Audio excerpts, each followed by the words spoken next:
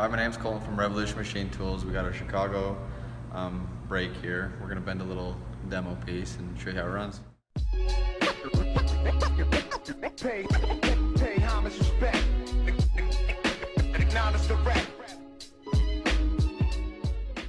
We're gonna show you how to adjust the gauges to do 90 degree, 80 degrees, and different bends. We're also gonna show you the operation of the control.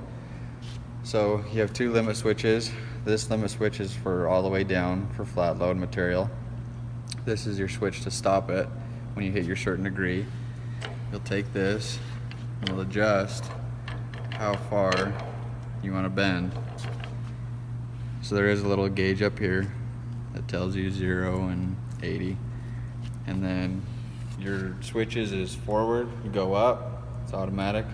Reverse, go down, and then your stop button. That's it. Pretty simple. Pay homage, respect. Acknowledge the rap.